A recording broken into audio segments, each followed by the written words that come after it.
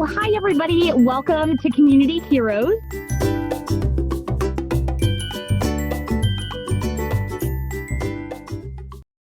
Today, we have with us David from Food is Free Washington, and he's going to share with us what he does and why he does it.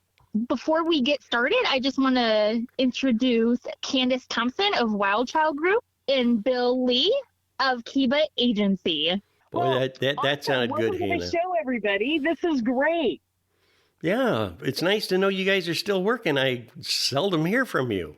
Well, Bill, when you've made your millions, Sure. life is good. Yeah, Right? right. Okay. Yeah. So there you go. Something to aspire to. Okay, Make your millions and change the world. let's move on with the show. We've lost track and focus. Yeah. This is how it rolls around here, David. First of all, what is Food is Free? Well, Food is Free is a nonprofit organization that I started in 2015. The idea was to give away fresh homegrown produce to my neighbors and get to know my neighbors and build community that way. It's evolved since then to where we have food distributions 3 times a week, and we have 40 gardens or garden beds that we have located around the city. Now, Dave, with those garden beds around the city, now do the residents, do they maintain that, or is that something that you guys maintain or volunteers take care of? Tell me how that works. Well, what we do is my wife and I come up with a crop plan, and we have a plan for what we're going to plant in all these beds. We work it like one big, large farm, even though it's spread out around the city. The homeowners are responsible for watering it. We come by and pull the weeds and tend it, and when it comes time to harvest, we'll harvest. But they water it on a daily basis or every 3 days with our deep watering schedule. So we water, that's all the homeowner does to it. We take care of the rest of it. We harvest, and then we give them a CSA box. So once a month, they'll get like a variety of different fruits and vegetables that we've grown in the different beds and that we've collected off of our gleaning efforts. How neat is that? So you guys literally like maintain them. So if somebody wanted to donate some land for a raised bed, do you guys bring out the dirt then, or? Well, I got a grant from AARP 2 years ago, and it built the gardens. It paid for the wood, and it paid for the soil for the beds. We gave everybody that we built the gardens for was 55 and over. Because, it's AARP. Sure. So we built the beds for them, and since then we haven't had funding to build any more garden beds. So we're kind of working with what we have right now. So that would be a need. So if any of our listeners have extra raised beds, or hey, if anybody's putting around in their tool shop or in their wood shop, they could actually put some beds together for you. Oh yeah, absolutely. Awesome. Do you have a certain size that you prefer, or any size? Well, I found 12 foot by 4 foot works the best. Okay, great. That fits into most parkways because we put them up we like to get them up by the front of the street so all the other neighbors could see them. So they're up in the parkway up in the front. And with most parkways in the city of Tacoma, 4 feet is about the max that you could have and still be within code.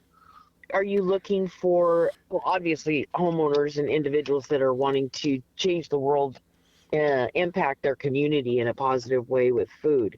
What other avenues would they have to maybe volunteer, if not giving funds? Could you give us your website?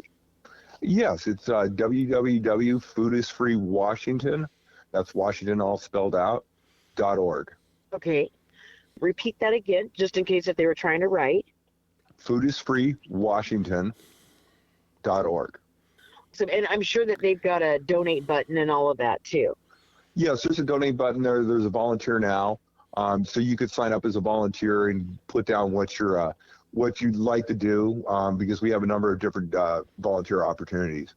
So they can put down what they like to do, and then when we have that opportunity come up, we send them an email and try and mobilize them. While you're talking, I was just thinking, have you thought about networking, like with the University of Washington with their Master Gardener program that they have? Well, actually, I am a master gardener. What got you started? Where did you start this movement that you are gardening, and what kind of What kind of interest do you have in the future? Well, I would say that 10 years from now, that hopefully we'll have the whole gleaning project will be much more organized, and we'll be able to produce the amount of food that I've been looking to do. Let's see, when I got started was well, when I moved into my rental house that I'm in now, that was 15 years ago. There was a small little garden in the back. It was just 200 square feet, and it was all overgrown. And I started gardening there that first season and cleaned it all up and started planting a few vegetables. And I found that I really liked it and I enjoyed it. So I get the garden. I made it bigger and bigger until it was 2,000 square feet. Because everything I do, I always go overboard. So That's a cougar. Like yeah, that. yeah. It just tells me that you're an overachiever. You're awesome. Hey, and what's your wife's name? my wife is Ursula. Ursula. Okay, wonderful. David and Ursula. Oh gosh, that's cute. Okay, finish your story. I remembered you mentioned your wife, so I didn't want to say, "Hey, wife," and I can say Ursula. Okay. Yeah, well, I started with the 200 square foot garden and get the 2,000 square feet. And when you have a garden that size, you have a lot of vegetables that you're producing. And I was having a hard time getting rid of them. I would take them over to the neighbors' houses, and I would try and get my family to come pick them up. And I couldn't get anybody to come pick them up very much. And so I had a whole lot of extra produce. Contacted a local food justice organization, and I wanted to donate a bunch of tomatoes to them. I had, maybe 50, 60 pounds of tomatoes that I wanted to donate. And I found that they didn't want them, and that there was no place to actually donate these vegetables from. It was food banks. It's too small of a quantity to really be able to pass out to all of their customers. So a lot of times what happens to that is it gets donated to the food bank, and then somebody who works at the food bank goes, "Hey, look, tomatoes," and they take home a few boxes. Good, man. Yeah. I got 'em. Right. So I kind of looked for an avenue where people could donate small quantities of homegrown produce and ways to get rid of it. So I started with a little table out in front of the house, and was putting it out there for years. And when was it that you were actually on the news? 2018, Allison Morrow from King 5 came and she was the environmental reporter for King 5. And she came and did a little story on me, and they did a little, like a little blurb on Facebook.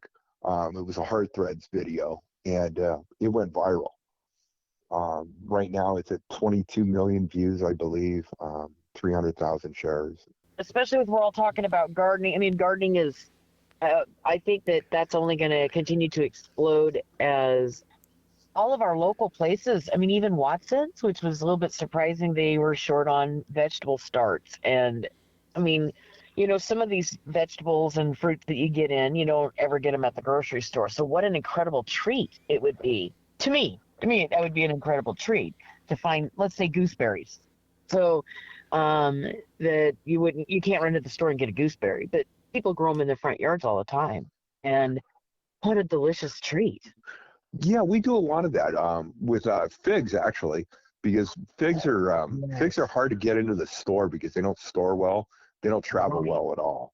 So we pick the fig trees usually before our Sunday giveaways, and we'll do it beforehand, and then the figs are just fresh right off the tree, so they're only a few hours old, and give them away that way. You are absolutely right. And there's a fig tree that I know where some figs are going this year. So because you're right. I try to I'll give all of our figs away, and it's always so I freeze them because I like to cook with sometimes in Thai food when I'm cooking Thai food, because I like that little extra sweet that those figs add. And you're right. I have to freeze them, and by the end of the season, I'm begging people, no, please take the figs. They're delicious. Right. That way, we give them away right away, and people get a chance to try figs. I've introduced a number of people to figs that never had a fig before. Oh my gosh! And see, I've done that with gooseberries, because my gooseberries are like, nah, I don't want a gooseberry. And I said, no, they're sweet like a grape. And then when they try them, they're like, ooh, I want that plant. Where do you get that plant? And, so you're like, oh, this is tasty, good stuff here. This is where the good stuff lives. So I love that. Now, what do you guys do? Any type of, or do you have any way of preserving any of the food that you are bringing in? Well, we did a canning series last year with Okay. Centers for Food Preservation Arts. Hal Ming there is a master canner. We did a video segment of 6 videos on how to preserve your food and to can it and how to pickle. There were 6 videos in that series, and we push a lot of stuff to Hal during the season because he has his own nonprofit that he works that does canning and stuff. Does he do things like drying and like maybe freeze drying as well, or is it strictly just canning? No, he's mostly a master canner, but he does. I think he does mess around with freeze drying, but he doesn't do it like a lot of it. Okay, I was just curious. Now we're talking about a different nonprofit that you're working with. I think people are focusing too on more minimalistic gardening. In other words, I've got a certain amount of space and I want to grow something, and I'm not sure what I can put here. Yeah, David, what do you find? what would that look like for someone that is like in an apartment or is renting up like even a condo? You know, you only have so much space available, but there's still gardening options for them, right, David? Oh, absolutely. You can use pots. I've seen some amazing things done on people's balconies, with just pots. It's amazing. You know, you could grow one vegetable plant in a little 2-gallon pot, and it'll produce quite a bit of food for you. These are things that are very interesting because we have more and more of those, condos and apartments living. And I know it's really fun to grow them. I was in Federal Way in an apartment, and we had a little deck outside the door, and I was growing plants like corn in a bucket, which I thought would be unique. Tomato plants, things of that nature. Of course you did. But it's a lot of fun, and it's a very interesting subject for a lot of the older generation that are locked into small, I call them chicken hutches, but they're actually apartments, with these cute little balconies, and most of them can grow stuff out there if they only knew how. And I think this would be a great series. You know, Bill, and even with young people, sorry. Sure, No, go ahead. We'll let that But slide. Bill always tries to tell us he's like older than Methuselah, but we know the truth. But you have those prices so high for homes. A lot of young people, even like myself, are renting from an apartment or a condo, or even only able to purchase a condo that doesn't have property. And so this is good information, even for the younger crowd, to learn like what to do. So that would definitely be a benefit for us to have that information from master gardeners. Yes, it would. It really would. So, David, how much food are you actually producing? Do you have any idea how much per season you're producing in produce? Well, last year we gleaned 4 tons, and we grew 2 tons. Wow. This year I expect a lot more than we'll probably grow 3 to 4 tons this year. In the gleaning, because this is a much better fruit season than what we had last year. I expect that number to be considerably higher. And how do people get a hold of you? I know through the website. Is there different other activities and events that you're holding to, shall we say, get the food distributed amongst those that need it? Yeah, well, we have a program called Food Independence Gardens. It was in a play off of the name of the Victory Gardens, but making them Food Independence Gardens. So we call everything FIG. So we have a FIG share days that we do twice a week on Wednesday nights and on Sunday afternoons, where we go to local parks and we bring all the homegrown produce that we've grown and we've collected from other home gardeners. We have a partner that we work with called Fresh Food Connect, where you could donate your produce through that app there, and we come and get the produce and drop it off at our Fig Share events. And then we give everything away on the Wednesday nights and on the Sunday afternoons. That way we tried to do it so there was people that might be working that couldn't get to it on a Sunday event, and so we did the Wednesday night ones as well. Absolutely amazing, David. Absolutely amazing. It's always wonderful to hear how the community, and somebody always is a hero in a community, is doing such an outstanding job Yes. for the rest of us. We really do appreciate it. Candace, do you have anything else before we let Hannah out of the bucket there? I mean, let Hannah speak? Well, um, actually, David, you mind if I just acknowledge you? Sure. That's awesome. And David, I just want to really sincerely, with my full heart, acknowledge you. I want to acknowledge you for being love in motion, for having compassion for all of us, and seeing a need and not looking to the right or left to fulfill the need, but saying, I'm the one that can do this. I want to acknowledge you for your courage and, to a degree, bravery, because if you've got a dream or a vision, you got to have bravery and courage to step out and make it happen.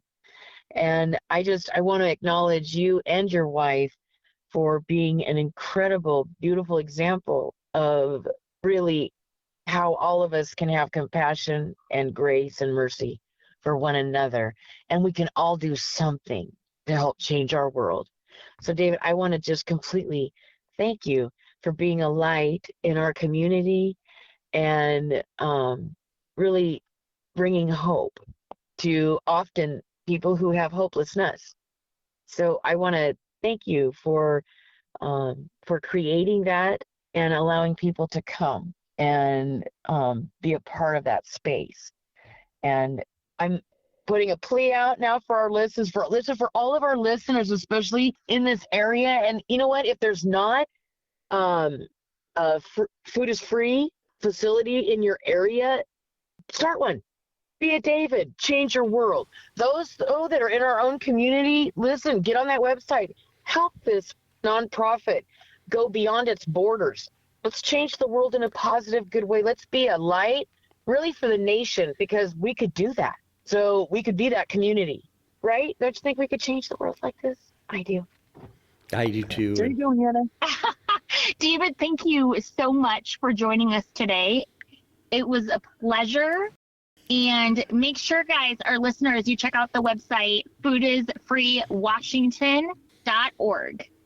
All right, foodisfreewashington.org. If you have a space in front that we can have some plants, or if you want to donate yourself and hit the donate now button, they can definitely use your help. Thanks so much, David, again for joining us with the Disruptors Network of Community Heroes. Thank you to Candace and Bill, and we'll see you next time.